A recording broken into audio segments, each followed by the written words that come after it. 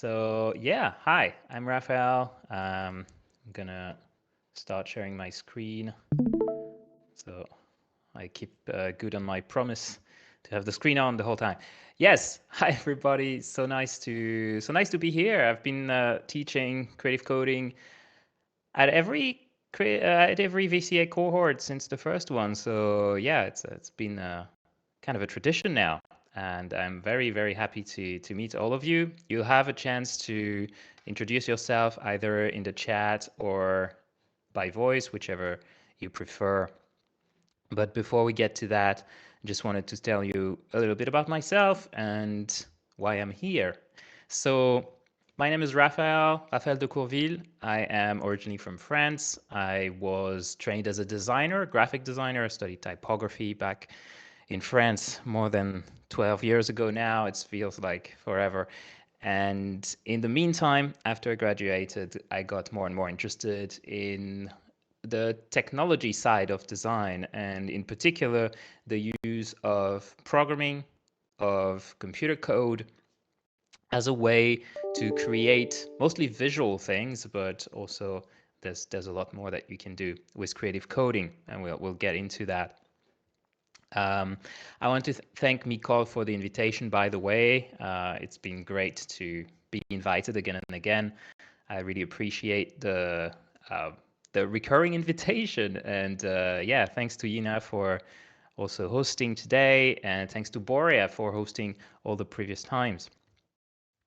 So yes, I am now a creative coder. I would define myself as a creative coder as well as a designer and a generative artist. I use code to create mostly visual, motion, interactive things. And I use tools that, yeah, there's tons of tools now, but I started with processing and now I often use processing, and I also use p5js, which is sort of the sister project to processing, and we'll get into that in a moment. I'm also streaming on Twitch twice a week on Tuesdays and Sundays. I run a weekly Creative Code Challenge, and I review the things that people submit every week on Sunday. I also organize some live meetups in Berlin, Creative Code Berlin, where I'm co-hosting with a bunch of wonderful people here, and we've been having two meetups every month for the last more than 10 years now. So if you're around Berlin on the first Friday of the month or third Saturday, you're very welcome to join us. Come and show your work. It's a welcoming, friendly, inclusive community as much as we can make it. And since last year, I'm also the processing community lead. So I started with processing in 2012, and about 10 years later, I was invited to contribute to the processing community in a more official capacity, and it's been really nice so far. So yeah, I wanted to mention that, and maybe we'll talk a little bit more about the foundation if we get the chance. But yeah, so that's it for me. I wanted to give you all a chance, now that we have people who have joined, I wanted to give you all a chance to briefly introduce yourself, and most importantly, to please tell me what your expectations are for this class, because that will help me adjust the presentation. So yeah, who wants to start? Should I name someone, or is someone gonna move, like, step forward? Just step forward. You can also introduce yourself in the chat. That's no problem if you don't want to be a microphone, but I'd love to hear your voice if you if that's not a problem for you. Otherwise, I'll read your messages. Okay.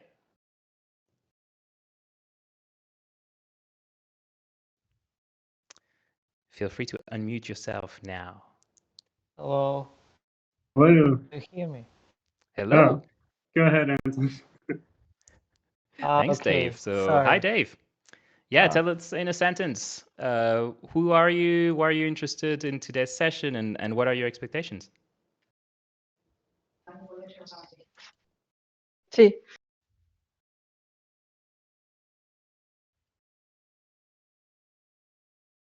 Hey, Dave? Yeah? We lost Hi. Dave. No. Hi, no, I'm here. Yes, go ahead. Hi, I'm Dave Grieber. I am a artist who works like mostly in video installations and bringing digital things into reality somehow. I have a little experience with coding, and I've gotten this far in p5js, like looking at this window like 10 times, and maybe like gotten to the next step of like playing around a little bit. I having a little hand holding today to like get started sounds really welcome, and I'm excited about that. Wonderful. Thanks. Yeah, whoever wants to go next, go ahead or write in the chat. Let's keep it short so we can move on to the class. So yep, next up, Dana. Dana is unmuted. Nope, Dana is muted. Oh, I was Go ahead. unmuted. I'm very sorry. Yes, hello. Hello.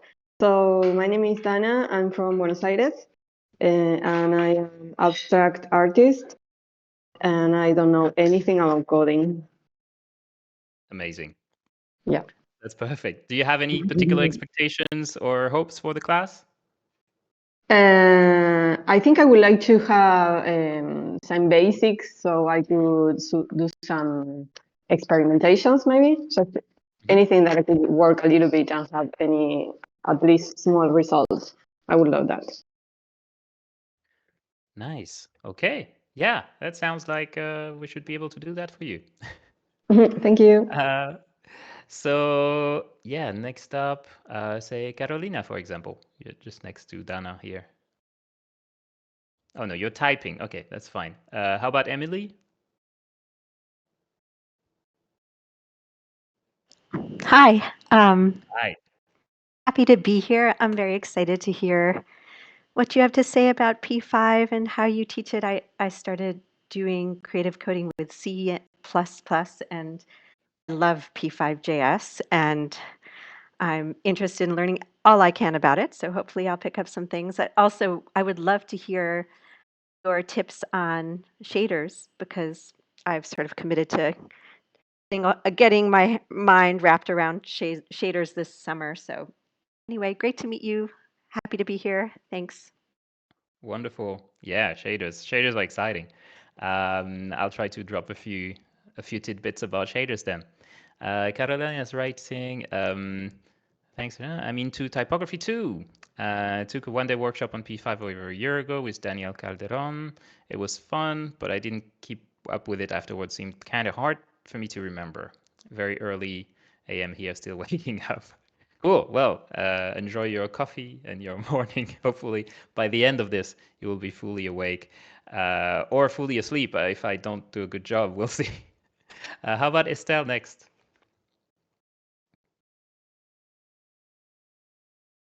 Estelle, do you want to speak? Nope. If not, then Filippo. Hi, Yes. hello. I'm Filippo. I'm a painter, like a traditional artist, but I also work digitally. And like Dana, I have no clue about coding, so I'd like to learn more. And I don't know what shaders are, but I'd like to learn more, and hopefully maybe I can see if I can use it in some way in my work. What is your work? What kind of form does your work take? I do digital paintings but also physical paintings, like abstract, surreal. I like surreal kind of stuff, but abstract at the same time. And yeah, I'm Wonderful. interested Yeah. to see. But I like doing collage as well. I've used AI as well, so I'm interested in what generative art can do. So yeah, looking forward to Yeah, learn. that's great. We'll talk specifically about generative art next week as well. Today is going to be like really basic introduction to the coding part of P5, and then next week I'll talk a bit more, showing examples of what people have made, possibly some collage as well. And yeah, you can do some interesting versions of collage with code. So yeah, that's an interesting one. Cool. Ivan, you're next.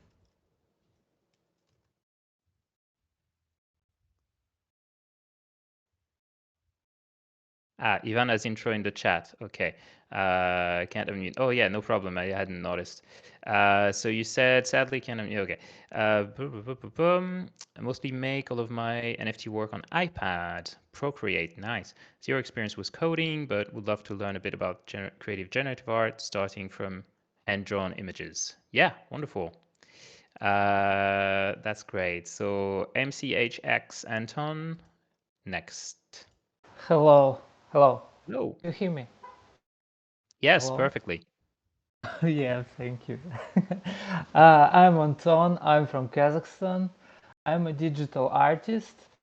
I have a little bit of experience with front-end developer and started to create artwork with coding last summer. I'm interested in creating animation and GLSL. I'm learning GLSL right now. I really like it. I tried processing. I think it's really great at that time. I didn't know what to do with it. I had no idea. So I kind of laid it out. But right now I'm really curious to know and to try it because right now I kind of have some ideas about it. Yeah, so I'm excited about this class. Thank you. Wonderful. Welcome. Numinal is next. Hello, thank you so much for being here. My name is Rebecca, but I go by Numinal in the space. I make mostly abstract work, moving from the analog and digital and back again. So starting with some sort of source material, often maybe paint photographs of physical paintings, digitally manipulate, and then I have some vintage plotters that I use to bring them back, and then often bring that back into the digital. And it's just a fun system of translation that I play with. I would love to get into processing. I have a history academically in logic and mathematics, and so I feel like my brain could figure it out, but I have a really hard time conceptually entering how to start. So that's kind of what I would love to just sort of get some starters on using processing or p5js. I'm really fascinated and hope to have that as part of my toolkit. That's great. Yeah, there's tons of people coming from a more mathematical background who found great joy in the in the world of creative coding. So hopefully you will too. Pavel is next. Yeah, hi, I'm Pavel. So I started coding in Turbo Pascal, late 90s, very late 90s. Then I got back to coding in 2015 in processing for generative 3D printing. And most recently, I got into p5js, 3js, and vanilla JS, of course, with WebGL. Yeah, I think that's it. Thank you. Wonderful. Valeriana is next. And I see some people typing, so I skipped them. Yes, go ahead. I'm from Venezuela. I'm a visual artist, and my artwork is focused on abstraction. And I don't know anything about coding, but I'm open. I think it's so interesting, and yeah, I'm totally open to know more about it. Wonderful. Yeah, welcome. I love to see all like those various levels of familiarity with coding. I saw also I missed an introduction in the chat from Gnon. I'm not sure how to pronounce it. Originally, so my background is also typography. Okay, and I originally worked in design and branding, became a text artist 12 years ago, mostly in a street art environment. Oh, that's wonderful. And I moved into Web3 8 months ago using unreadable text/writing elements to make abstract art. Love it. Yeah. Oh, I can see some of that, I guess, in your profile picture. Ponyo also can't speak. I'm Victoria from Argentina. My background is graphic design and architecture. I have zero experience in coding and generative art, but I'm also open to learn and understand the process. Yeah, great. Did I forget anyone or people wanted to write? Otherwise, we'll move on. It's a good time to start. I will say about today. So yeah, I've heard a lot. So shaders, GLSL, processing, P5, C++. For those of you who have never done any coding, Turbo Pascal. So maybe all of those sound like esoteric things that are a bit scary. But what I want to say is this particular class is going to be very, very, very basic. So for those of you who have experience with a lot of coding, maybe take it as a chance to see how somebody else teaches those basics. And I'll be very happy if you can support through the chat by answering questions if people ask them. We have quite a few people today who seem to have a lot of experience actually with coding. Maybe not so much with creative coding, so you'll get some of that. But yeah, I'm extremely happy and excited to be here with all of you, and we'll get started right now. Okay, so what is P5? So you've seen it on the screen since we started, but p5js, it's a JavaScript library. JavaScript is a programming language that is used a lot on the internet to make things interactive. You may have heard of HTML. You may have heard of maybe you've heard of CSS, but HTML, JavaScript, and CSS are sort of the cornerstones of the modern web. There are other things, but a lot of the web pages that you see, including the one that is on my screen right now, they are made with HTML, JavaScript, and CSS. The HTML typically is used to define the content of the text, or the content of the page, sorry, including the text. The CSS, which stands for Cascading Style Sheets, is there to style the page. So you could make a website with no interactivity that just has HTML and CSS. And JavaScript, which is what we're interested in today, is adding the interaction. And so p5js is a JavaScript library, and the library of code is the definition I typically give is it's some computer code that somebody else wrote so that you don't have to. So it takes away a lot of the boilerplate work or all the groundwork that you would have to do if you wanted to do all these cool visual things that p5js can do. If you wanted to do it in just plain JavaScript, which people refer to, somebody said it already, referred to as vanilla JavaScript, because vanilla in English stands for something that is generic and just standard, which I never really understood because real vanilla is delicious. But yes, vanilla JavaScript would be a bit harder to make the things that we can make with p5js. So it takes a lot of the complication out of it, and it is designed in a similar way that processing was designed before it. It is designed to make it very easy for beginners, for artists, for designers, for creatives of all sorts, but also for coders who don't want to bother with a complicated set of tools and frameworks and so on, to very quickly write just a little bit of code and have something happen on screen. And we'll get into this in a minute. Oh, I see, Estelle, you introduce yourself as well. Been learning to code for the past 6 months in p5js, and I'm loving it. Yes, fantastic. So yeah, So P5 is using this metaphor of a sketch, and this is going to be our sketch. Don't be scared. Don't be scared. There's code on the screen now, but it's using the metaphor of a sketch, which it borrowed from processing, and the idea is that we're writing simple programs that we call sketches, and these sketches will define a canvas on which we're going to draw things. And in this way, it is not dissimilar to a physical sketchbook. I've been talking about processing. I just want to quickly show you what processing looks like, so you know where we're coming from. But yeah, processing is it's a similar coding sketchbook, software sketchbook, that has been around for, and I see that I should probably show you that in a incognito window because I already tweaked the logo.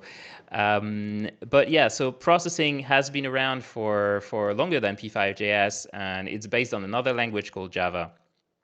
And it has other advantages compared to p5js. You can do more hardware stuff. Somebody mentioned plotters, which are robots that can draw for you. So if you want to control a plotter, or if you want to create content for a plotter, processing is a little bit better for that than p5. But p5 runs in the browser, which, as I mentioned, JavaScript is a language that runs in a web browser. It runs on the internet. Java is a language that is more meant to run on your operating system, so it doesn't really run on the web. It used to, but it doesn't anymore. So yeah, so processing has been around for a long time. You can see here, like even the logo here can be edited here on the website. So I could change the color here. See these numbers change when I change this. So the color is defined by numbers. That's interesting. See, oh, the colors change here as well. And so this is also a sketch. So the logo here is a sketch as well. And even the curves of the logo are defined by those numbers. So as you can see, we have this canvas on the right, and we have the code on the left. And when we change the code, the visuals on the right change. That's sort of the fundamental thing that you have to understand today, is that we're writing like a recipe for a painting, a sketch, whatever you want to call it. And this recipe is going to be read by the computer, and the computer is going to create an image out of it. Sorry, I don't know about the rest, but I'm seeing the welcome to processing web. Are you showing something else? Oh yes, I am. Oh, I see what happened. Let me. Thanks for telling me. I think I shared the wrong. I only shared one. I only shared one window instead of sharing the whole screen. My mistake. Yeah, there you go. Go live. So I lied. I turned off my screen sharing. Okay, so let me try this again. All right. Yes. So thank you. Starting again. Yeah. No. Well, thank you for telling me. Otherwise, I would have gone for another hour, not knowing that you didn't see what I was seeing. So yeah, here you can see I'm changing numbers, and it's changing the output on the right. Right. So we have this interactive logo, and actually it's running in the browser, and it's using the syntax of processing, but it's actually using JavaScript in the background, which may be adding too much confusion right now. I don't know why I went there, but yeah, it's a good way to understand the mechanic by which we take code and create visuals. And if you've been using, I don't know, Photoshop or Illustrator or software like this, you might be wondering like, oh, but why do I need to write all this text to make visuals, and when I could just like create the visuals myself with a mouse or a Wacom tablet or whatever you're using as your tools, or on an iPad in Procreate. What's good with writing code is that you can make variations of it. For example, that would be generative art. We'll talk about this next week. You could make it interactive. You could create your own drawing tool, your own version of Photoshop that behaves in weird, interesting, strange ways. And yeah, we'll get into that right now. So yeah, processing, which I didn't actually show you, but I just showed the website. Processing is a software that you install on your machine, and it has a syntax that is very similar to P5, but today we're going to be using P5. I should mention, so one last thing about processing is that if you learn P5, it's very easy to go from P5 to P5 to processing and vice versa. There is they have very similar syntax, and there are some guides on going from one to the other, because you might want to do that at some point if you want to use some specific hardware, if you want to program visuals that react to something that's running on an Arduino or like physical devices like that, then processing is a better choice. Yeah, so this is what processing looks like. Yeah, there you go. So enough about processing. Let's get into the weeds of p5js. Do we have any questions at this point already? Because I talked about a lot of things, and I want to give you time to digest this and to ask if anything was confusing. One thing I wanted to say as well is that, and I really want to stress this, is the goal of this whole session is, I hope that by the end of it, you can look at creative coding, you can look at code and think, that wasn't as scary as I thought it would be. That's really the main goal. We're not going to do anything very like advanced or complicated. So adjust your hopes, your expectations accordingly. But also, I hope that you will see that, like the things you see on the left here, they might look strange and confusing, but by the end of this, you'll understand at least this, and probably a little more than that as well. And I'll give you some resources to continue to learn, and that will give you the resources to get started on your creative coding journey. All right. So what we have here in front of us is what we're going to be looking at mostly today, is the p5js online editor. It's a piece of software that runs in a browser. So we have a browser window, right? I'm going to put it full screen so we use all the pixels. And I'm going to explain what we're looking at right now. So this is a website, essentially, but it's a website where you can write your own code. On the left, we have our sketch window. That's where we're going to write the code for the sketch.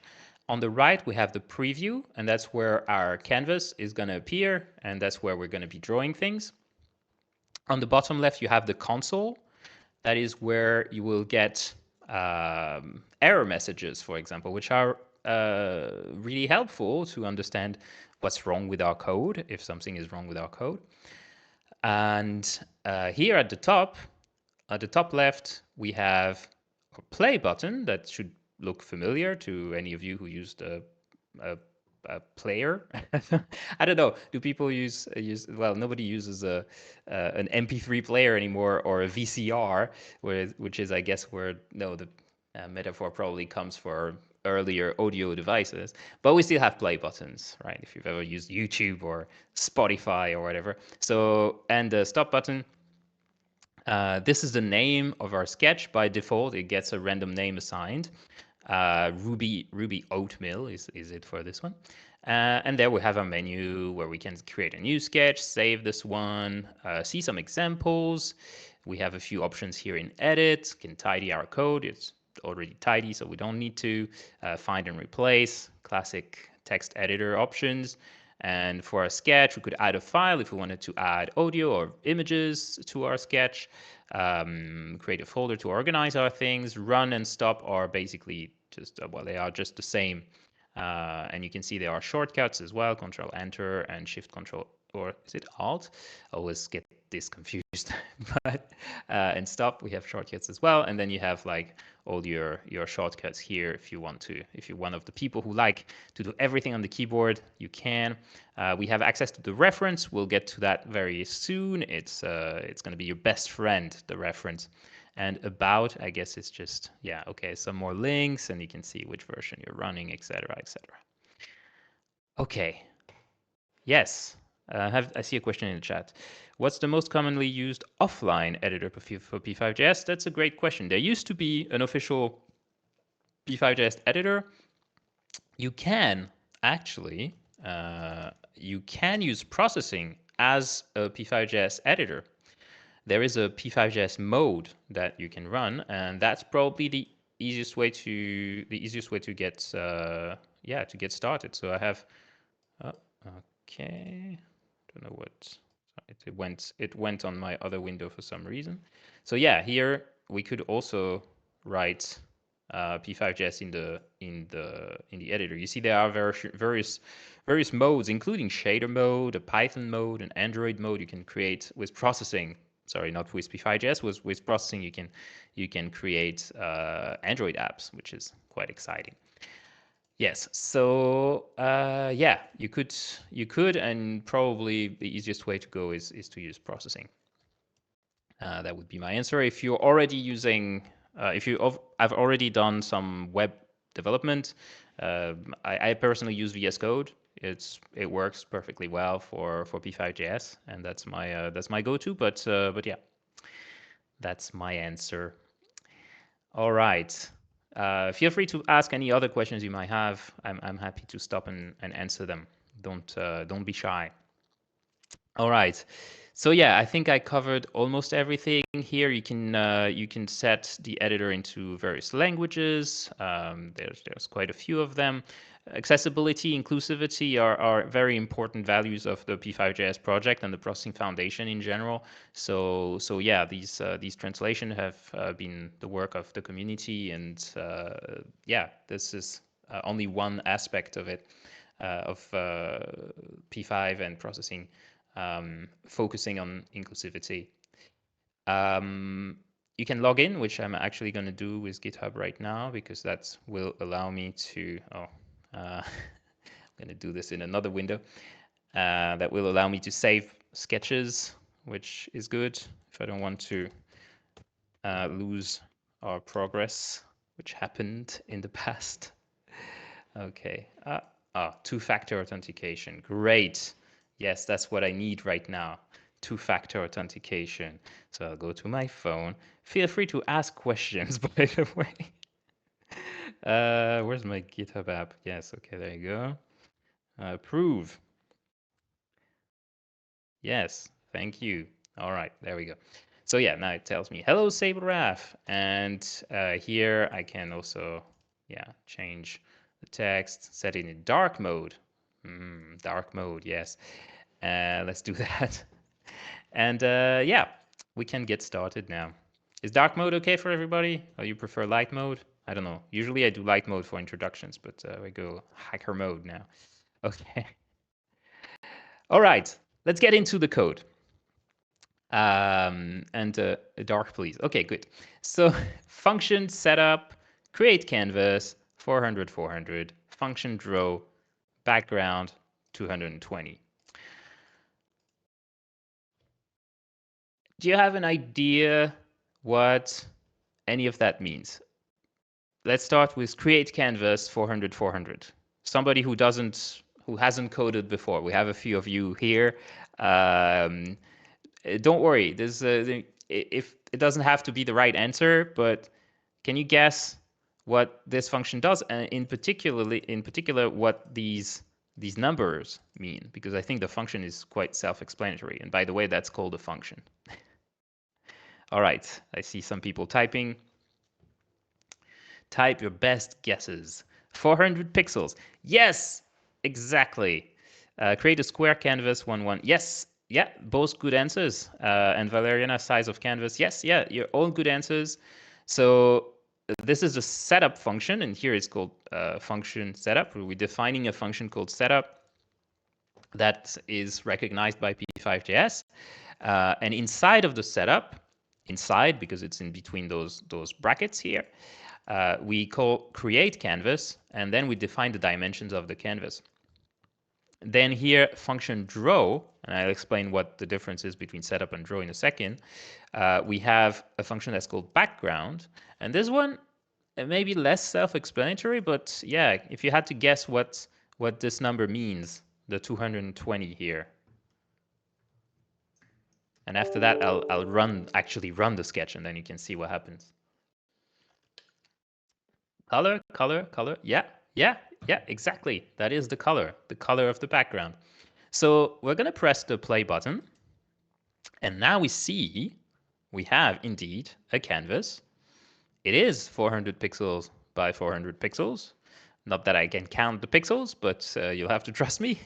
And the background, well, what is the background? Why is 220 this shade of gray? Well, one way to check that is to go to the reference and look up the reference for, or look up the documentation for the background function. So we have this reference, and you'll see, like, if you scroll down, you'll see there's all sorts of keywords that are included in p5js. And don't worry, I'm not going to ask you to remember all of that, but eventually you'll learn a substantial amount of these just by using them. You don't have to learn them by heart or go read the documentation. It's not about, that's not a book. It's not a tutorial. It's a reference. So it's your best friend. You will come back to it whenever you need to understand something, and you will forget. Like some of you said, someone said like, oh yeah, I learned a bit and then I forgot. That's what the reference is for.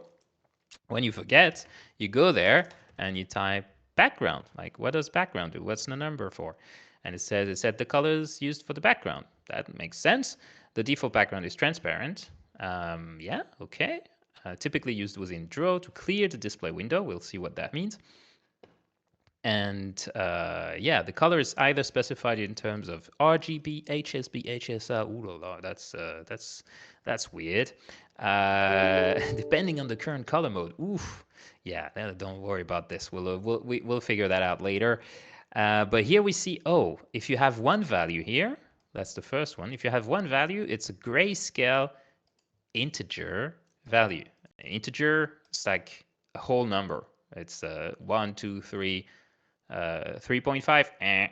No, that's not an integer. That's something else. It's called a float, a floating point number. But yeah, so we put a number in there, a whole number, and it will define a grayscale. So let's try that. So we had 51 in the example in the reference. And yeah, so it's a darker color. So lower number, darker colors, okay. Higher number, so we had 220, so we could do like 260. Just like, but that's completely white. So what if I do 300?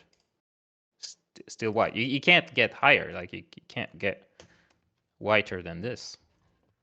That's that as white as it gets. So what does that mean? Well, that means that there's a maximum value probably, right? And we can go and find it there. So yeah, here you see background color. No, that's not it. The background gray A. So I suppose that's it. Opacity, no, A is the opacity. Okay, gray. Number specifies a value between white and black. And it says, okay, no, that was actually up there, I think. Yeah, there you go. The default color space is RGB. But when you have only one number, it's gray actually. With each value in the range 0 from 255. There you go. So it goes from 0, that would be the darkest possible value, to 255. So 0 is going to be black. Yeah, that looks right. And 255 is going to be white, full on. And this is actually, if you think about it, it's quite interesting. It's like you're actually telling the computer, okay, these pixels, all the brightness of these little LEDs or OLEDs or whatever it is that your screen is running, we're actually telling the browser to tell the operating system to tell the screen to turn on this brightness, as if you would like yourself turn on a dimmer on a lamp, except there's like thousands, millions of these little lamps that are inside of your computer, and you're telling them to turn on and off. In this case, we're just turning them all either off or on. But if we do colors, we are going to tell them individually those RGB values to turn on and off. And what does RGB stand for? I'm sure many of you know, even if you have never written code. I'm going to do this now. So I don't know what color this is going to be. 255, 20, 100. So that's a lot of red. Okay, I'm telling you, a lot of red, a little bit of green, and some amount of blue. Pink, great. Well, that's pretty much spot on the color of P5, I think. Okay, well, that's nice. So what we're doing here, let's look at a close-up of pixels. So this is the kind of things that you will find in a screen. There's different kinds of arrangement. It doesn't really matter. But let's say these are our pixels. Here they all look kind of the same, but yeah, if you can see here, if we dim them more, then we get darker colors. If we make them brighter, then we get brighter colors. And that's what's going on. Now the pixels are so small you can't really see them, except if you have like maybe a drop of water on your screen, you start seeing weird red, green, and blue colors, and that's because your screen is actually made of these little elements that are red, green, and blue, and your eyes are also perceiving red, green, and blue, and that's why we're able to do all the colors of the rainbow just with red, green, and blue. But that's a trick. That's a magic trick. If our eyes could see more colors, if we had more sensors in our eyes than just red, green, and blue, then this trick wouldn't work on us. If you were a mantis shrimp, then probably you wouldn't care, but that would look different to you, and that would look weird. All right. So, any questions so far? We're on the very basics. Next, I need to explain what setup is and what draw is. I already explained what setup is, but not really. And I'm going to explain the difference between setup and draw. I see Ivan is typing. Yes. Go ahead. Questions are welcome. Silly question. No undo. There is undo. Yeah, you can do Control Z. And it will, or Command Z on the Mac, and it will undo. It's not in the menu though, that's true. Maybe we could add an undo to the edit. But yeah, Control Z or Command Z and Control, let me see. I did it before, right? Oh, yeah, Control Y to redo, I guess, yes. All good, no silly questions. All questions are good. So yes, so the setup, and I'm going to add what's called a comment. We'll also explain what that is. The setup function, when you write function setup, those parentheses, those brackets, and something in between, p5js is able to pick up on that function, and it knows that it's going to take whatever is inside of those brackets, and it's going to interpret it, it's going to understand what it means, and perform the actions that are related to those functions once. It's going to do it once. So this runs once. We say run for taking the code and performing the actions. That means running the code. That's what running the code means. So this runs once, the setup, and the draw, and you may not be seeing it right now because all it's doing, the action it's performing is drawing the background, well, a pink color. I don't know where we lost the pink on the way somewhere, but yeah. And you can see that because I didn't rerun the code, it's still pink, even though I changed changed it. It doesn't update in real time. I could set it to auto refresh. I'm not going to do that though, because sometimes it causes issues. But yeah, if I was doing this, then it would update automatically like that. But we're going to keep it not on auto refresh for now. Yes, so the draw runs again and again and again and again, 60 times per second. Ideally, it's going to try and run up to 60 times per second. This is where you're going to be able to do all your animation, and we'll get into this right now. So if I wanted to make an animation where, say, the background color changes over time, I could say, well, I want a random color. What about that? That's going to be very hectic, so seizure warning for people. but I'm going to do it anyway. So let's do random a random color, and we know that we want a random between random value between 0 and 255, and that's how you would create a random value. So you see here we had a number before. We had 255, right? And I can replace that number with a function. That's kind of weird. But it means that this function is going to be interpreted, is going to be run by the program, and we're going to get a number out of that function. That's what a function typically does. You give it some input, and these inputs are between the parentheses here, and it gives you an output, or as we say in programming, it returns a value, in this case a number, but it could return something else. There's lots of things that a function could return. It can also perform actions without returning a value, or with us not caring about the value that it returns. But in this case, it returns a value. And that means that for all intents and purposes, when the code is run, this function is going to be replaced by a random value between 0 and 255. And you can see that we can nest these things as well. So we can have a function that takes the output of another function as an input. That's already a lot. I'm sorry. So if this seems too complicated, I apologize. But yeah, we'll keep it at that level, not much higher. So yeah, let's get our random color. I mean, just a random red, and the green and blue stay the same. Okay, I'll stop it because seizure warning. But yeah, you see, we have our random color. Yeah, should I run it again? Close your eyes if you're seizure prone. There you go. Yeah, so we have a random red value. I'm going to stop it. Yeah, that's cool. So I'm going to stop this. So we don't have that. Yeah, all right. So see, it's running this draw function again and again and again, and if the background color changes over time, then we see this animation. Okay, we have some question. I would expect it. Can we make it slower?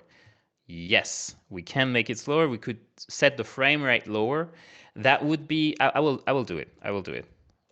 So we'll do the random again, and I'll set the frame rate. But I need to set the frame rate in the setup because we only need to do that once. Frame rate. It has some side effects, though. That means that if we set the frame rate lower, like say 5, so 5 times running the draw 5 times per second instead of 60 times, anything else that we want to animate is going to look very choppy. But for now, for now, it's fine. Yeah, so 5 times per second, or say 2 times per second, 2 FPS. So this is a technique you can use, but it's rarely useful to slower the frame rate, to make the frame rate lower. What is usually a better approach is to wait a number of frames and then change it. This way you could have some things be animated slower and some things be animated faster and smoother. But yeah, it's possible. You can do it this way if you just don't need to refresh your canvas more than twice a second in this particular case. Good question. So yeah. Sorry, is that okay for everybody? Please feel free to tell me if I'm going too fast at any point. Please let me know. If I'm going too slow for you, I'm sorry. I'm sure I'm still going too fast for someone else. So you'll just have to deal with it. But yeah. All right. Let me see. What should we see next? We have a bunch of things that are useful and important that I should talk about.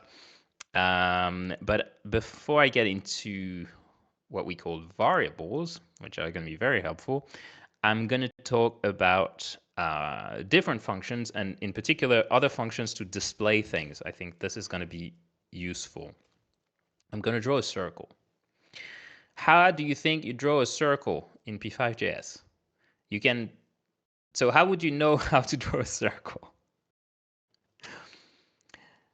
If you don't know, think about how would you find out. If you want to guess, try to guess. Say I wanted to draw a circle. Just imagine what the code could look like.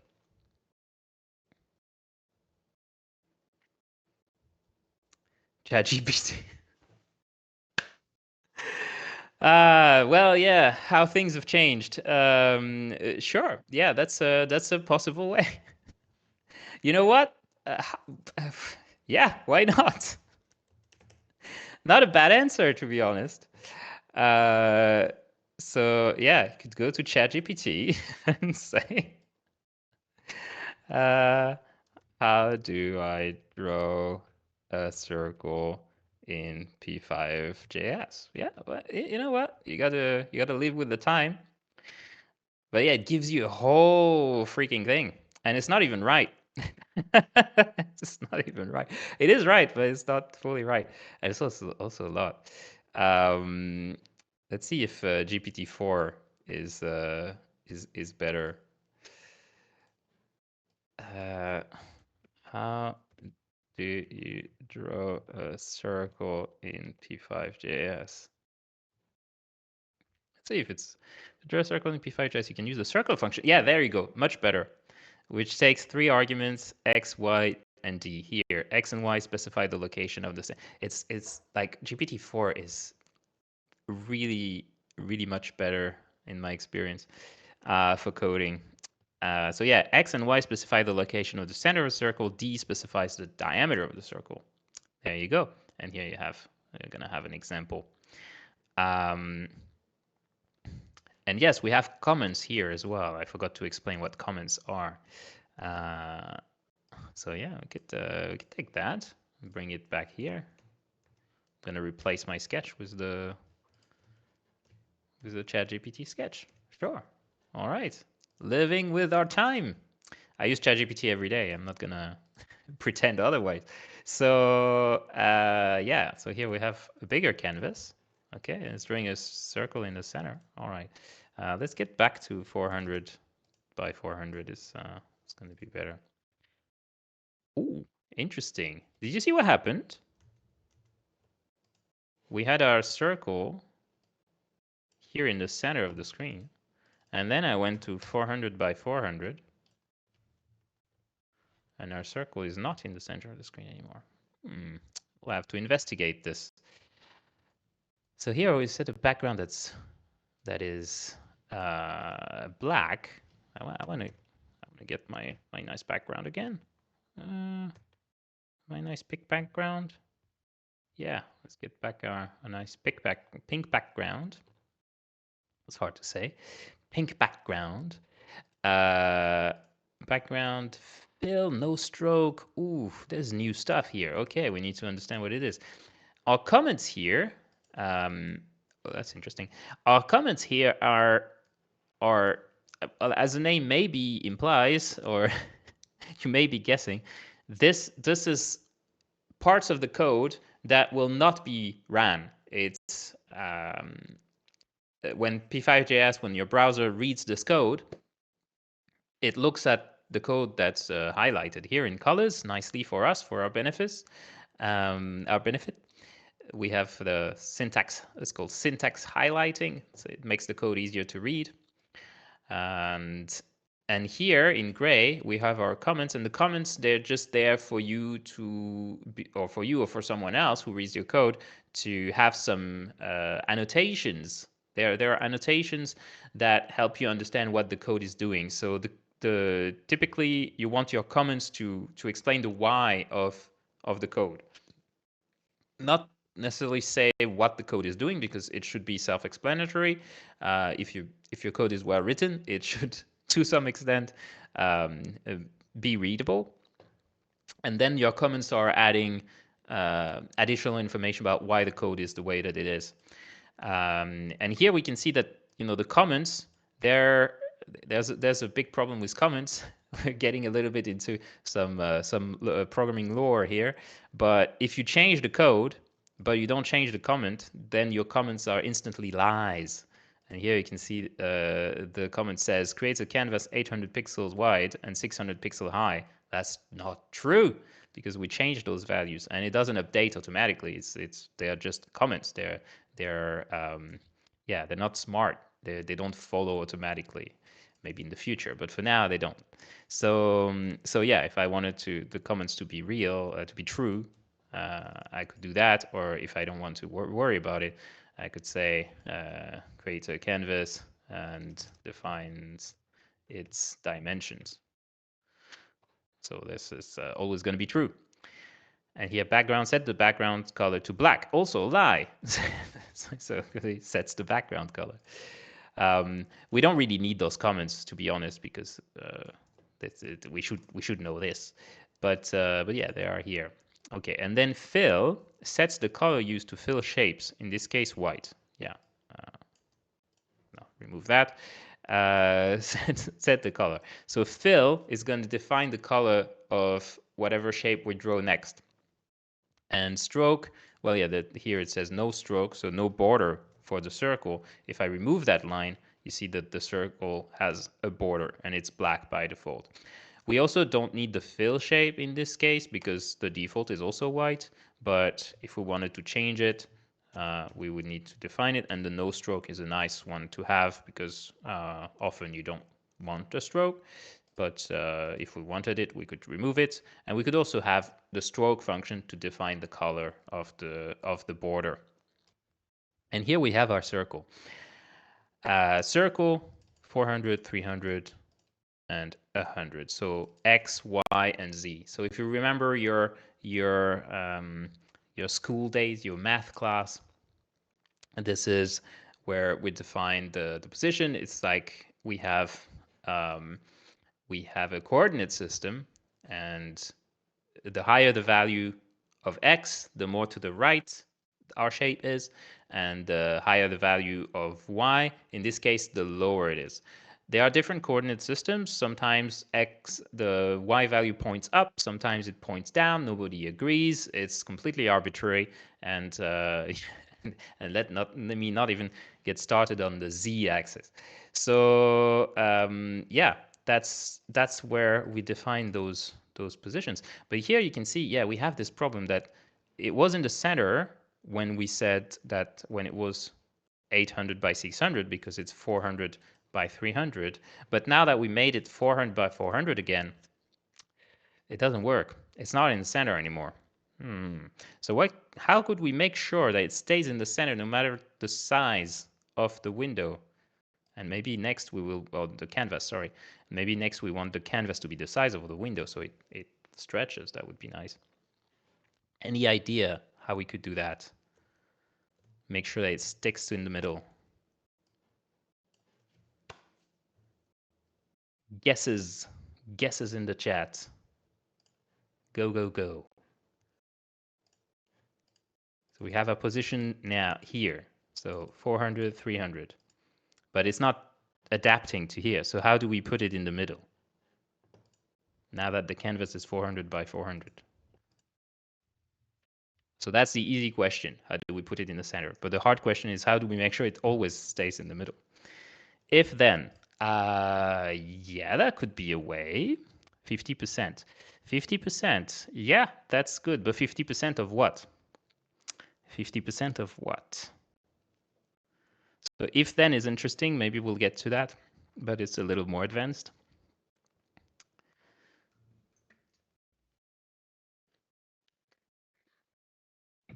50% of the width and the height. Yes, very good. So if we want to see how that works, we could look for width and height. And here you see width is a property in P5. And it's called a system variable, okay? That stores the width of the drawing canvas. This value is set by the first parameter of the create canvas function. Yeah.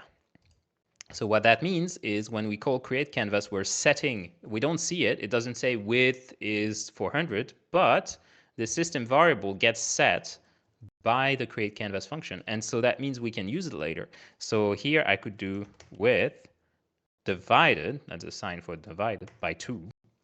And here I could do height divided by 2. And this way it stays in the middle. And if I change this, like I say, now the canvas is 600 width, it stays in the middle. That's useful. Yeah, width and height of the canvas, which we call from this. And so these, you see, those are the first ones that are pink. These are called variables. In this case, they are system variables, and that means that they are set by the system. In this case, the system means P5. So p5js has these internal variables that it sets for us when we call create canvas. But we can also create our own variables, and we're going to do that because it becomes very helpful very quickly. And it also helps your code be more tidy. Okay, so yeah, what is next?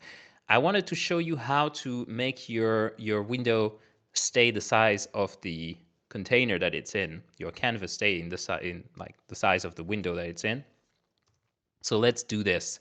There is something called resize, I think. How is it called? Window resized. Window resized is a function that is called once every time the browser window is resized. This is a good place to resize the canvas or do any other adjustments to accommodate the new window size. Yeah, that sounds very good. Function setup, function draw, function window resize. Resize canvas. So here we have create canvas, and you can see you can also pass those system variables. They're not width and height, they're window width and window height. So we could replace our create canvas call with those to begin with. And see, they are pink as well, they are variables. It recognizes that.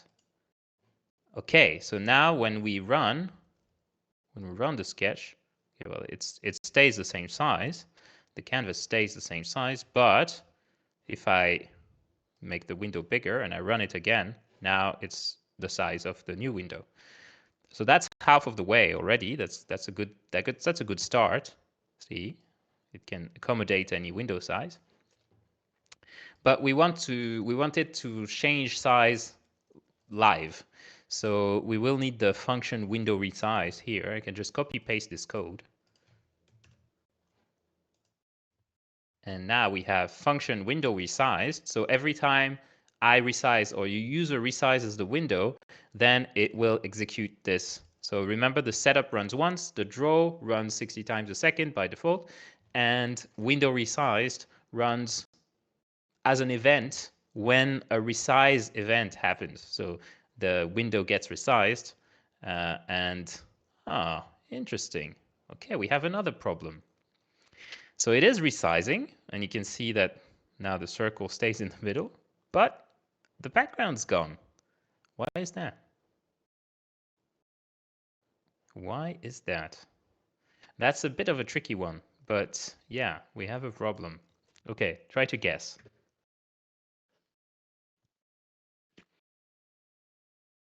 And that's what programming is, by the way. It's a series of little brain teasers that you have to solve for yourself. Little puzzles. Yes, Anton is typing.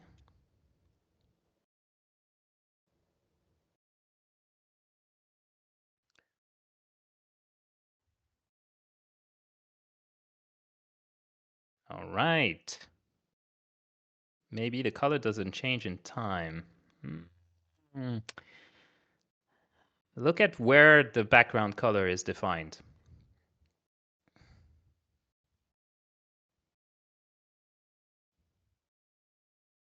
It's a bit of a tricky one because it's not entirely intuitive why that happens, but I think you can sort of guess if you look at where the background's defined. It's it's honestly a bit of a tricky. It surprised me as well. So let's keep it dark then. Yeah, sure. You can just accept your fate. The background color only gets run once. Yeah, exactly. So when we run it the first time, it defines the background. And when we resize the window, I think it just clears the canvas. And when it resizes it, it doesn't call the setup again because the setup creates the canvas. So when resize canvas gets run, it kind of does away with everything that was done in the setup. And that includes the background in this case. So if we wanted the background to stay, we have to put it in the draw instead of the setup. And now, if I resize, it's going to execute the background as well in the draw. Another way to do this would be to have it in the setup and in window resized. But that introduces redundancy. And that means that if I change the value here, then we have a certain color on setup. And when we resize, it changes the color because now it runs this one. So it's not great. It's not great to do it this way. It depends in the end what you want. You know, that's the beauty of creative coding is you can embrace the weirdness that happens and get unexpected results. That's always sorry, but maybe I zoned out. Why are we creating a window resize function? We are creating the window resize function so that when we resize the window, I'm going to comment out the window resized. Comment out. So in this case, I added those comments by using a shortcut. So it's Control/, selected everything, Control/ commented out, and that means it's going to be ignored. So now if I run, it doesn't resize the window. So when I change the size of the window, it doesn't adapt. So that allows you to make your sketches what we call responsive. So it adapts. Okay, so we lost this again. I put it back in the setup. I forgot what I told you to do. Okay, so now our sketch is a little messed up. So I'm gonna tidy code. Nice. I set all the nice. I'm gonna remove those comments because they just make my layout ugly. And by now you should know what all of these things do. Okay, do we have any other questions so far on the sketch that we have on screen? Setup, create a canvas at the size of a window, draw, set the background every frame, define the fill color, define that we don't want a border outline around our shape, and then draw a circle in the middle of the screen with a diameter of 100. All good so far? Great. Okay, so next we could do. Okay, let's start doing some fun stuff. We've seen system variables already. Let's introduce some interactivity. So we have a system variable for the mouse position. So if we move our mouse cursor, we could define the position of the circle. And now the circle is stuck to the mouse. That's nice. All right. So next we could use our own variable. I haven't shown you yet how to create your own variable. So we've seen a bunch of variables, but we haven't used our own variables. Oh no, you know what? We're gonna get to that in a second. But somebody mentioned if then. And I think this is a good point to try and use that. Conditionals. Conditionals. So far, all the code that we wrote gets run. It runs because it's there. But sometimes you might want to run some code only some of the time, right? Or run a certain code, like a certain line of code, when something happens, but when it doesn't, you want to do something else. And we have the built-in functions to do that. Like this only happens when the window is resized. This only happens when once at the setup. But sometimes you might want to do something just like have alternate paths on each frame based on something else. Say a mouse click, for example. So we could do if mouse clicked. I think that's it. No. Oh, is it mouse pressed? That's still not that. So let's check the reference. Your best friend. Mouse pressed method. No, I want the variable one. Mouse is pressed. Yeah, I think that's the one. Click, click. Yeah, very good. If mouse is pressed equals true. Yeah, that's the one. That's the one we want. So if mouse is pressed equals true, then we're going to draw this circle. And see, we have inside of our function, we have something else. It looks a little bit like a function, but it's not a function. It's what's called a conditional. And we have those same brackets here. We also have a parameter here, a little bit like a function, but you see there's no function name. It's just the if keyword, and then a space, and then and the space is important, or is it? It's not. And then so that's an interesting bit. I'll get back to this. Then we have our variable, mouse is pressed, and it can be either true or false. This is a different type of variable. Until now, we have seen variables that are numbers. This is a variable that is what's called a Boolean, and a Boolean is essentially it's a variable that can only have two values, true and false. It's true in our case, thanks to p5js. It's true when the mouse button is pressed, the left one, the left mouse button, and it's false when the mouse button isn't pressed. And here we have a triple equal. Why? That between mouse is pressed and true, and the triple equal checks whether the value on the variable on the left is the value on the right. So if mouse is pressed, then mouse is pressed is true, and mouse is pressed triple equal true returns true. And if mouse is not pressed, then this check returns false. That means the mouse isn't pressed. So let's run it. And now you see we don't have a circle, but when I click, if I click, it will make the circle appear. That's cool. And we're going to be able to do some cool stuff with that. Yeah. Any questions? So this is a new notation that we haven't seen before, so it might be a little bit confusing. I would understand if you have questions right now. Magic. Yeah. So it's interactive. That's cool. Now, something I want to show you that's going to be even more magical is that if we don't redraw the background here, but we just set it in the setup, and we could set it in window resized as well, but yeah, that's actually not going to be very helpful, but we can do that. We still have our problem that we set the color twice, but we can fix that later. So yeah, if we do this, now if I press and drag, oh my God. If I resize, it's redrawing the background, so it erases it. But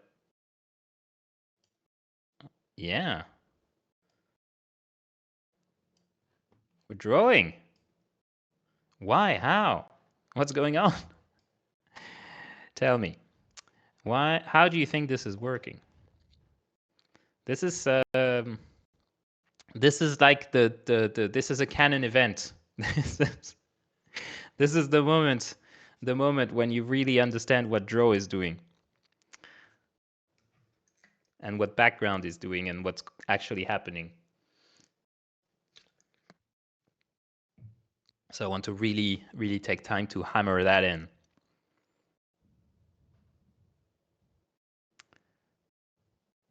Okay, Numenal is typing. Because the background is not being updated every frame change, the motion of the mouse affects the background, doesn't refresh. Yeah. So yeah, that's correct. So what happens, and because I'm redrawing the background when I resize, I can use that to erase the canvas, so, which is an interesting side effect. I mentioned that we're drawing, that the draw function is being run every frame. If you draw the background every frame, you're erasing anything that you drew before. If you're not redrawing the background every frame, you're not erasing what you drew before. So if I draw a circle on frame 1, and well, now the frames are still going, but say this was frame 2, then I'm not erasing the previous one, so I keep adding on top of what I've already drawn, right? So and what you're not seeing right now is that we're still redrawing everything, but well, we're still redrawing we're still running the draw function, sorry. Well, actually, we're not drawing anything because the mouse isn't pressed. That's why nothing is drawn. But the draw function keeps running, right? It's still setting the fill and the stroke, but it's not running this. This isn't running until I press the mouse button. This part of the code isn't reachable. This line, line 12, isn't reachable unless I press the mouse, right? But the draw function is still running. It's just not doing anything that we can see. All right. Do we have questions on this? This is very, very important. This is like maybe the most important thing you can learn today. I can show you some other ways that we can use draw. Maybe that will make it more obvious. Maybe with redrawing the background and animation. I think I want to show you how to import an image because that's something that is going to be helpful for many of you. And then I'll show you how to animate.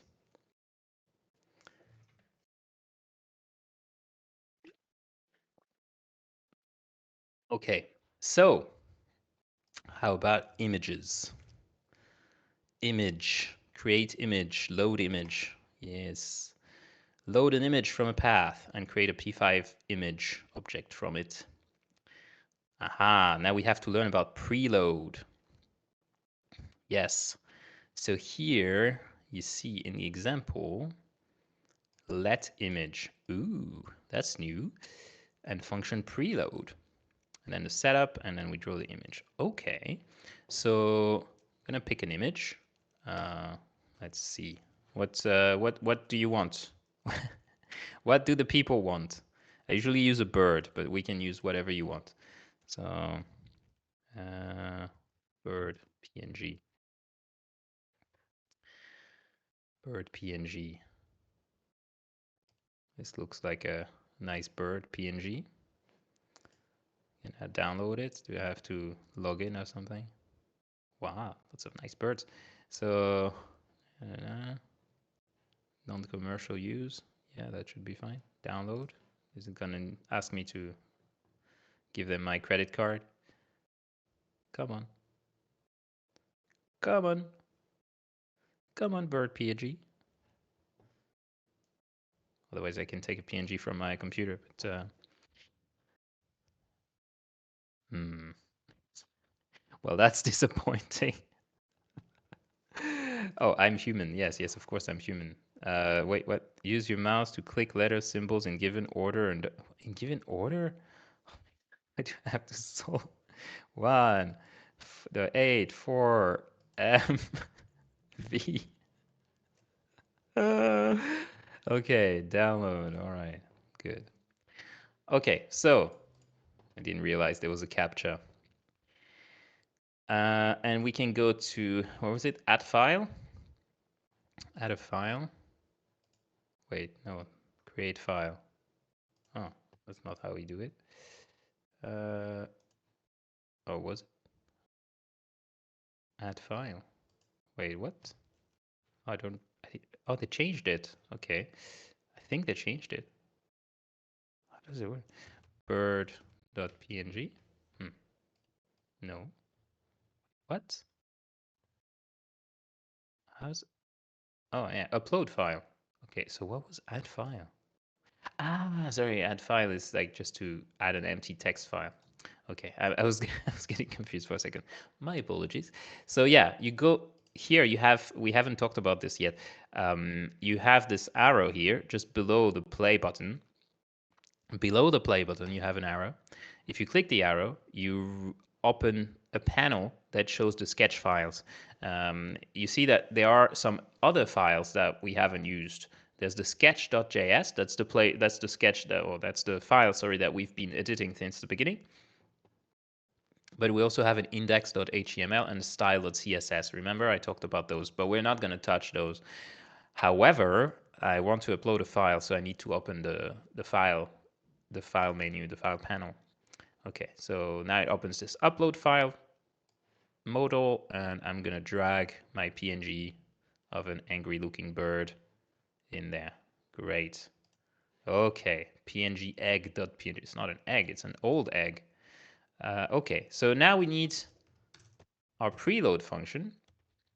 Function preload, because we need to load the image before we start running the sketch. Otherwise, the image might not have finished loading before we run the sketch. That's why we need the preload. And then we will do let img, and img, and that's our variable image.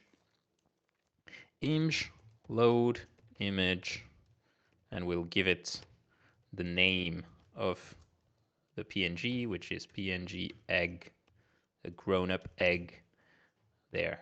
Okay, so I'm gonna run it, and nothing happens. Why? Because we are not actually displaying it, we're just loading it. So we are creating a variable that's, we talked about variables, but I didn't really say what they were. A variable is, it's a place in the computer's memory where you can store stuff. And the stuff you can store, it can be a number, we've seen that. It can be a Boolean, true, false. It can be text, we haven't used that, but you can also do that. Could be a word, could be a sentence. And in this case, it's an image. So we're just telling the computer with let, we say, let there be a place in memory called img. And later in the preload, we say, hey, remember that img place that we set in the memory for something? Well, now I want to put an image in it. And that means that this image now exists in the memory, but we're not doing anything with it, so it doesn't appear anywhere. Does that make sense? And this is going to be like, for images, we have load image. For other variables, if I wanted to say, define the colors of my background as variables, which might be useful if I want to use it again in separate places, like I'm doing here. So I could say like bg red equals 255. Let bg green equals 20. bg blue equals 100. That would also work. And there I don't need to have like load number or anything, because there's no file system to deal with or any complexity of loading an image. I can just say equal, and that doesn't compare. We saw that we have the triple equal for that. That assigns. So assigning means we take the value on the right and we put it into the place in memory that we named the thing on the left. Just for clarification, let introduces the variable as an open space, and then we can redefine it throughout the code. Absolutely, Numenal. You're right on the money. That's exactly what it's doing. So we're setting aside a place in the memory for something. We give it a name. And then we can change what's in this space in memory. We can replace it, and that is going to be a very useful thing to do if we want to change, say, the color of the background later. So here I'm going to use it instead of the numbers in the background, and it's not going to change anything for now, but I'm going to show you why that's helpful. Yeah, I'm going to do the same here. Oh, well, actually, I can just copy paste this. Yeah. So now if I run it again, so nothing has changed. But if I was to change BG red just at the top once, now if I resize, you see it stays the same. And before it wouldn't have, because if I edited it just in one place and not in the other one, then we had this issue. I mean, I don't know how clear that is, but we just have to set it once. That's one of the good things about variables. So anyway, that was a little digression about variables because I wanted to make sure that we understand what variables are. But now we can get back to our image. Does the variable level act like the kind of object in the code? So if we say bgred +5, would that work? Yes, it would. So what we could do, I mean, it wouldn't here because we're not actually redrawing the background every frame. So let's do that instead. Let's do that instead again. I'm going to move back.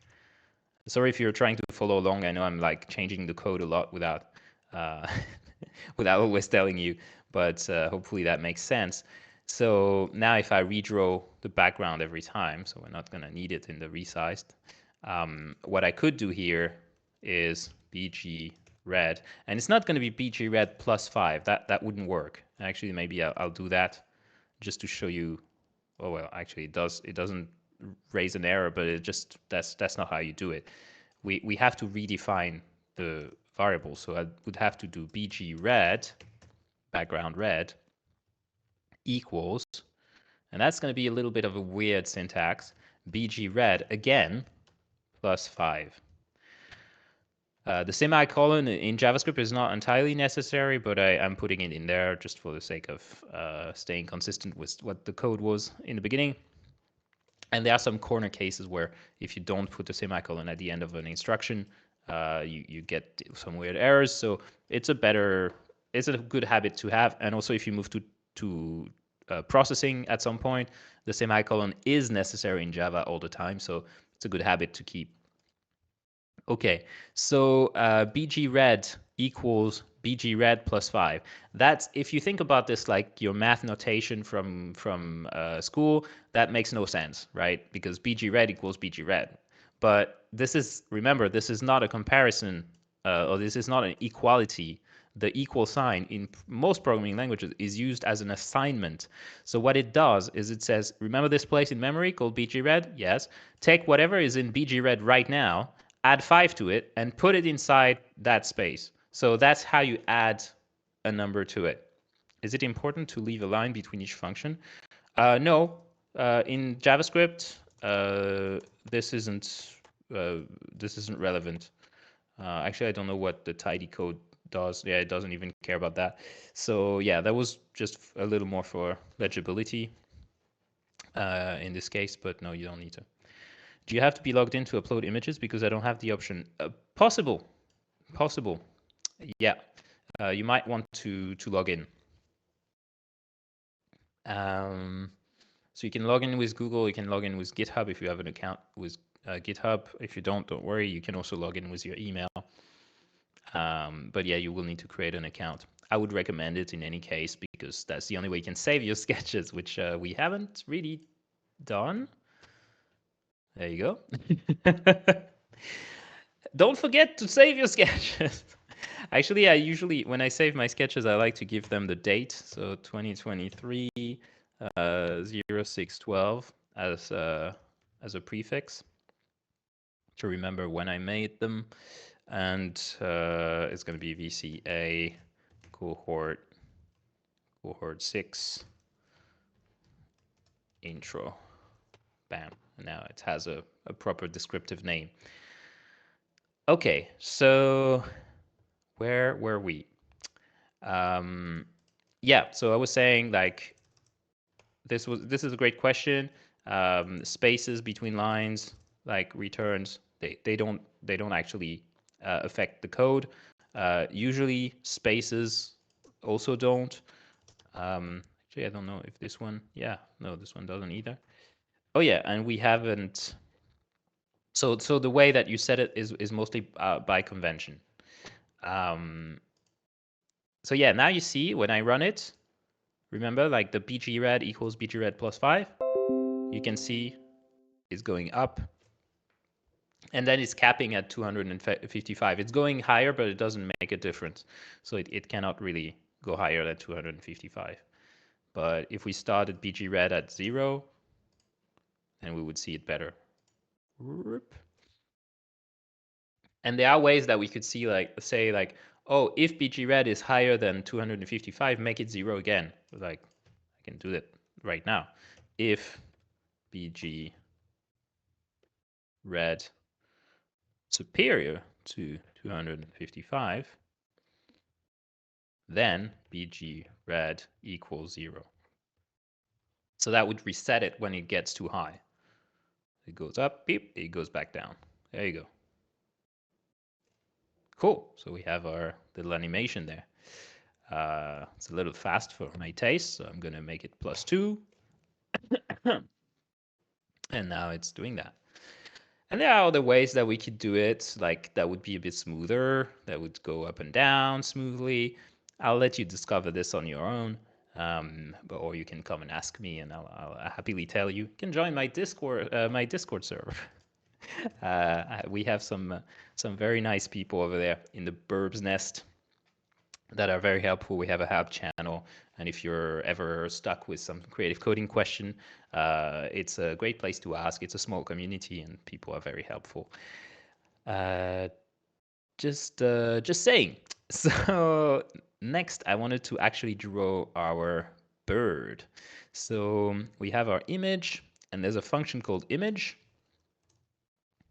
Oh, I think I deleted something I didn't want to delete. So after everything in the draw, I'm gonna say image, img, and what are the parameters for image?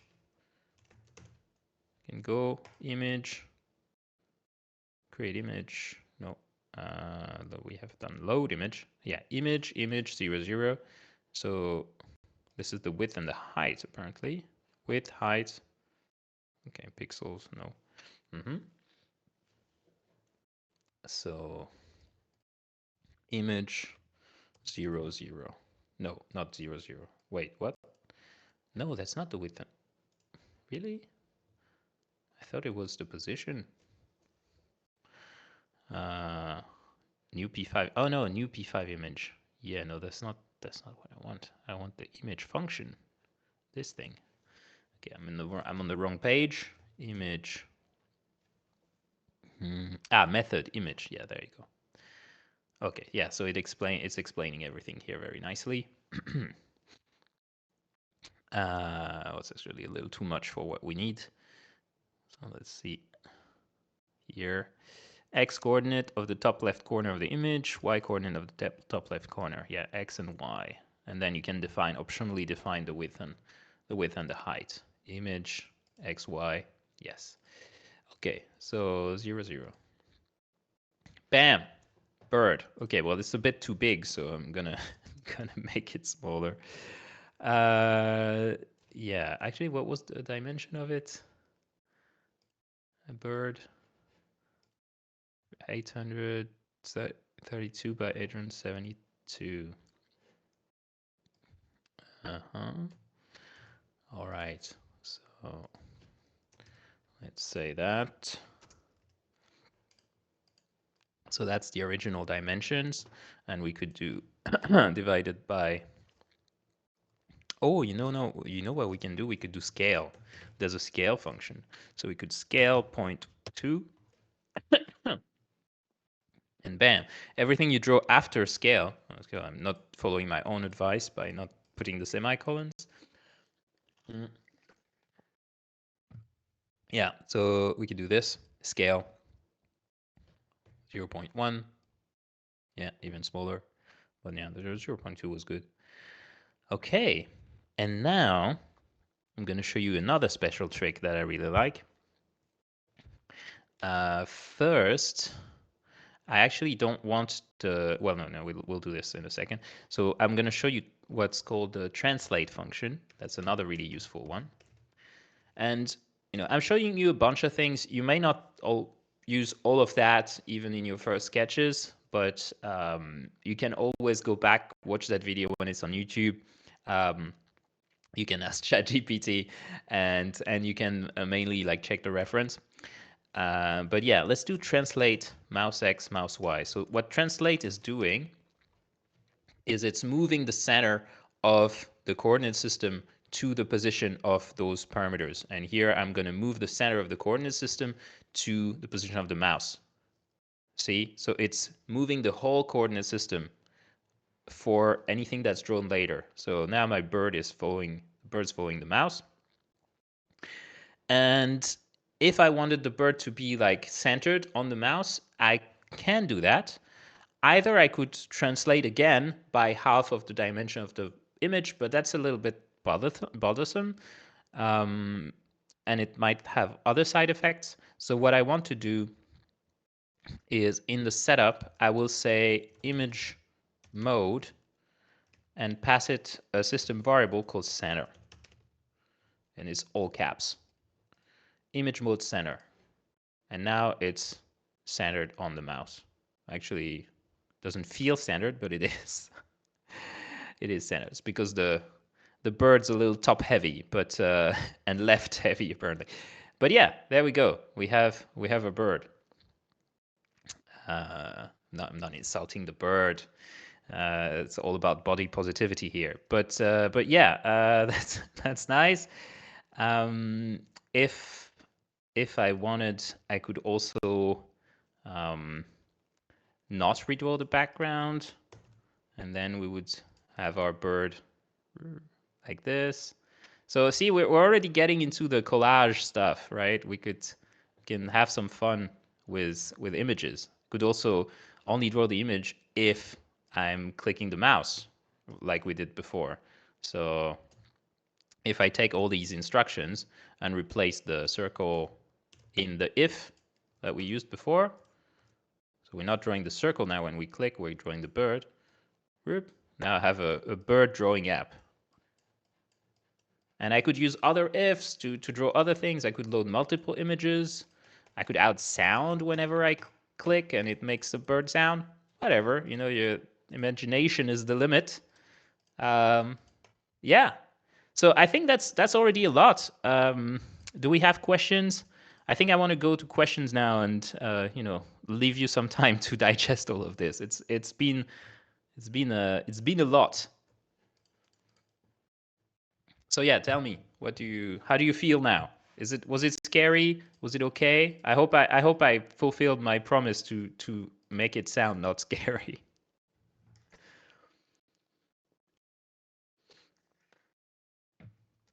Not scary. Good.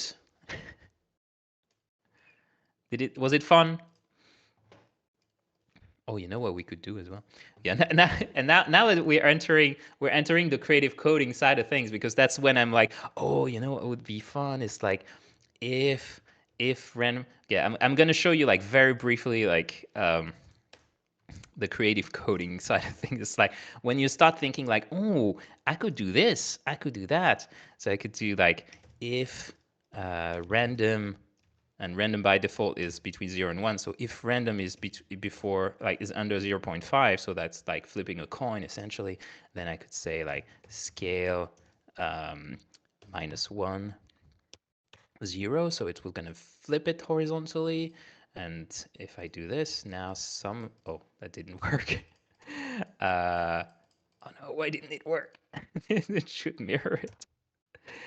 Oh no, or I could do it if random. Okay, no, that messes it up. That messes it up. But yeah, you will recommend the class for beginners? Great.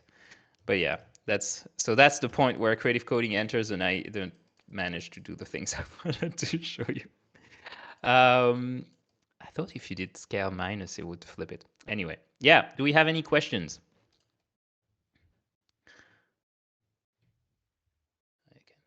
I ask ChatGPT.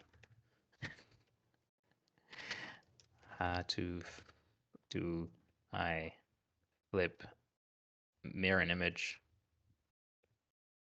in p5js?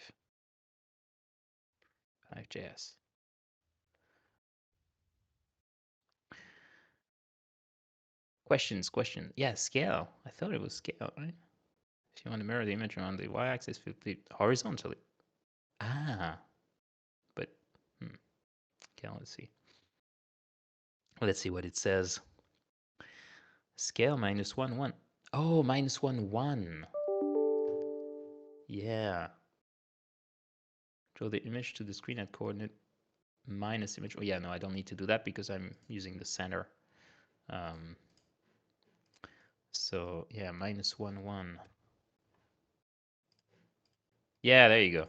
Okay, but okay, but now it's drawing too many. Yeah, that you can see that the fact that the draw is running for real time, but it's still funny. See, dancing bird. If I set the frame rate lower, then it's gonna dance for real. Oh no, it's actually not dancing now. It's yeah. Oh, well, okay, but it's not working all the time. Anyway, moving wings. Yeah, the frame rate was a bad idea. Boop, boop, boop, boop. I love this. Okay. But yeah, we could do set the background. Boop, boop, boop. Yeah, that's it. That's it. Frame rate 15. Boop, boop, boop, boop, boop, boop, boop. Oh yeah, because it's random. It's not just once every second frame. Yeah. All right. So yeah, that's the cool thing with creative coding is like you can take something and just make a few changes and see what happens. Like can have some fun with randomness. It's an artwork already. Yeah. True. All right. Yeah. Then, if we don't have any questions left, I will leave you with some resources, and I will post some more in the chat, like in the main 6 Cohort chat. But learn.creativecode.berlin. At learn.creativecode.berlin, you will find lots of resources for beginners that I collected for you. And yeah, some more about what creative coding is, why p5js, where to start, the coding train, amazing YouTube channel, Dan Schiffman, best teacher in the world in any category, some more tutorials, the processing forum, the P5 Discord server. By the way, the processing foundation forum is also for P5. There's people asking there, but the Discord server of P5 is a great place as well to ask questions. It's a bit bigger, so I recommend the Burbs Nest. That's my that's my server if you want a smaller kind of community and a more personal approach. But yeah, the people in the P5 Discord, like some of them are also like in both. Anyway, that creative code page is a page that my friend Taru and I made that is an illustrated catalog of useful algorithms and techniques used in creative coding or used in generative art by people. You can go and check. Maybe you've seen, oh, that technique looked interesting, or that artwork. What kind of algorithm is that? And then you'll find like, oh yeah, how do I make a tree? L system. What is that? And we have collected some tutorials. Very often it's the coding train, but sometimes some other stuff. And yeah, so learn.creativecode.berlin. You got into Arena. What is it? Oh, I need to edit. It didn't understand this was a link. HTTP // There you go. Yeah, and some other YouTube channel, cool podcasts, cool books, videos you can watch. So yeah, go ham, check that out, and bring questions next week. Next Monday, I will be back with a second session, and this second session will be specifically about generative art. So I will bring you some examples of how p5js and creative coding in general has been used in NFTs, on FXHash, on Hic-et-Nunc, on Theia, on Versum, on Object.com, basically on Tezos. I'm a Tezos head, but yeah.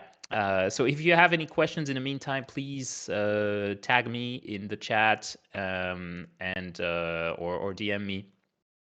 But yeah, if you tag me in the chat, it's better because I can answer publicly, and it benefits everyone. Yeah, that's it. Filippo is typing. Thanks, everybody. That was fun. I'm glad it was helpful to some of you. And yeah, the video will be on YouTube at some point. I know that VCA admins are always very diligent with that. I'm very grateful. Thanks for the invitation once again. And I'll see you all next Monday. Bye, everyone.